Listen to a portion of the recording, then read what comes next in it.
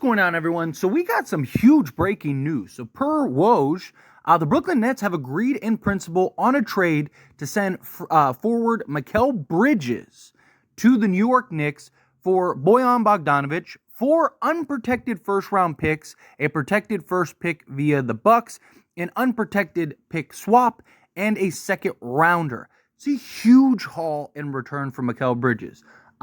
Look, I criticized the Nets for basically looking at Mikal Bridges as if he's prime Michael Jordan and basically valuing him insane. And it turns out that they were right. Guess the Knicks, a player is worth what somebody will pay for him, right?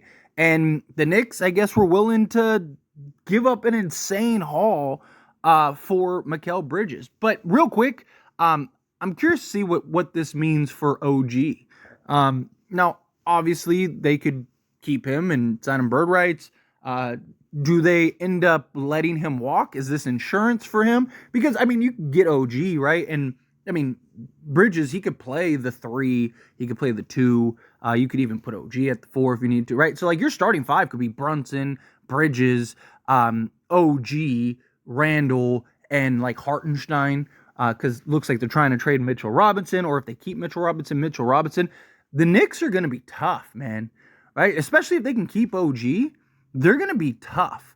That versatility, that size, that switchability, especially having Bridges as well as OG to kind of help out on the perimeter and kind of mask Brunson a little bit. This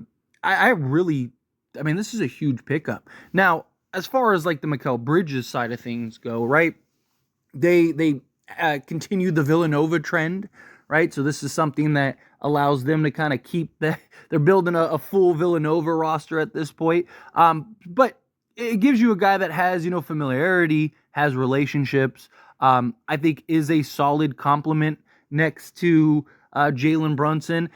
I don't really know if Mikal Bridges is your second guy. I don't know if he is the second best player on a contender.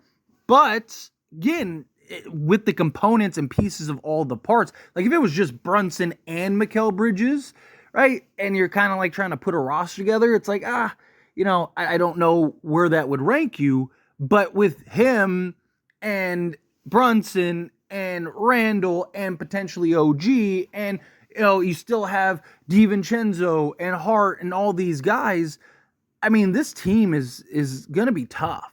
Right? Mikal Bridges gives you a legit two-way player that can defend and play multiple positions, be another bucket getter, be another guy that can kind of take some pressure off of Jalen Brunson.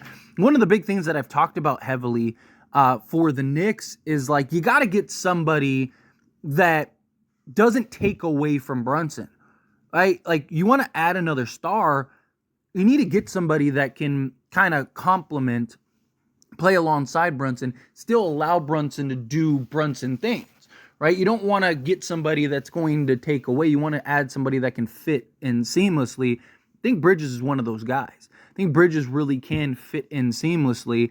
And, currently as it stands, no pun intended, I think the Knicks are second best team in the league, or second best team in the East. Sorry, not the league, but second best team in the East. I think this puts them potentially, see how the fit works and stuff like that. But just on the surface, it going under the assumption they keep OG. If they lose OG, I think that's a tough loss, right? You could play Bridges at the 3. You could go Brunson, Hart, Bridges, Randall, and then, like I said, Hartenstein or Robinson. But I think OG is the thing that, because now at that point you have OG and Bridges that you can put on a Tatum and Brown, right? That versatility on the defensive side, I think would be massive for this team. I said I thought the Knicks were the second best team in the Eastern Conference before the Bridges trade, right? And without injuries, they probably would have been. If it wasn't for all the injuries and the team basically falling apart, they're probably in the conference finals playing Boston.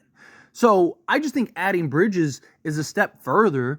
And I think that this puts them in that category, again, with OG, in that category of the Denvers, the Boston Celtics types, right? That's something that really could go a long way for the New York Knicks. But what a shock, right? Like you got all these reports that the Nets really wanted to build around Bridges and that he was the guy. And I talked heavily about like, man, they are just heavily overvaluing Bridges.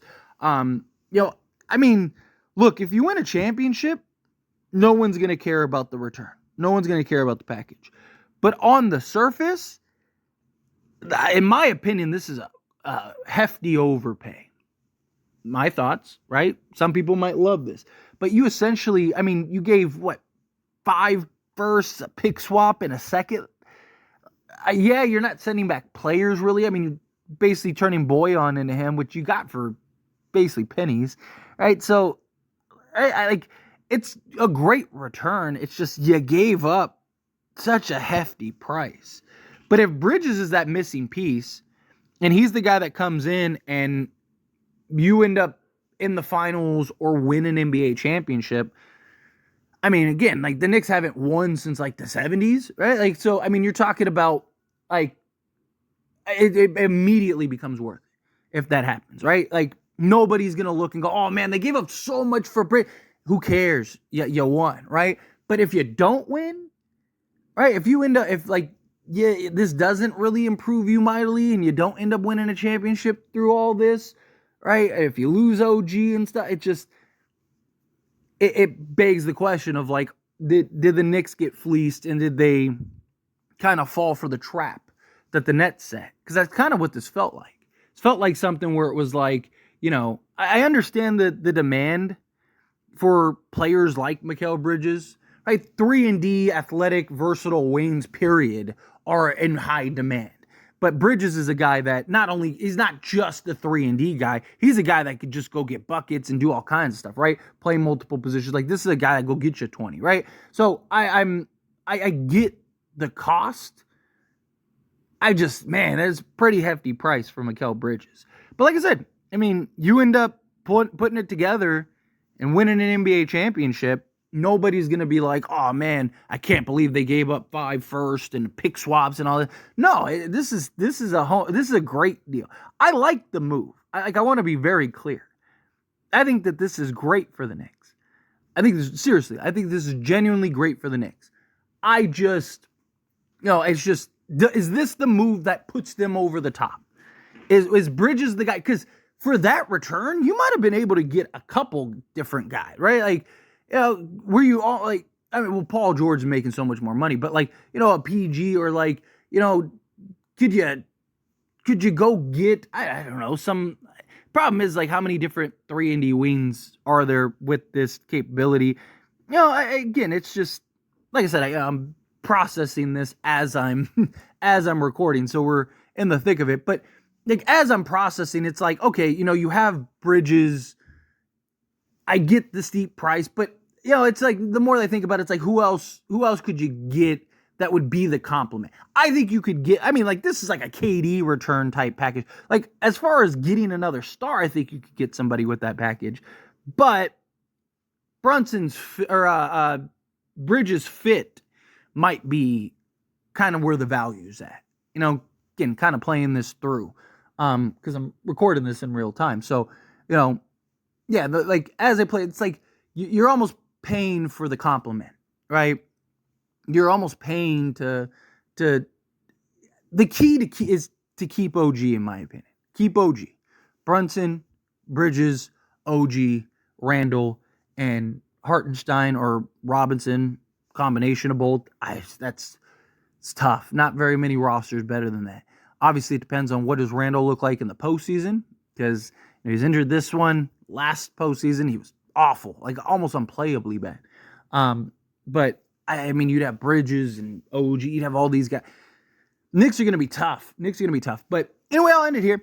As always, this is a discussion. Pass a question on you. Let me know your thoughts and opinions down in the comments below. What do you think? How do you feel? What did you think of this trade? Was this a shocker? I mean, I was just chilling, trying to figure out, videos like, okay, what am I going to talk about tomorrow and stuff like that. Tomorrow's the draft and all that. Man, and this came out of left field. But what a shocker. What a move. But anyway, again, how you feel, whatever your thoughts are, love to hear it. Let me know down in the comments below. That being said, if you haven't liked this video, hit that like button. Helps me a lot. So we enjoy these types of videos, and I truly appreciate it. Not subscribe to the channel, hit that subscribe button. Turn on the bell notifications. Appreciate y'all. See you in the next one. Thank you.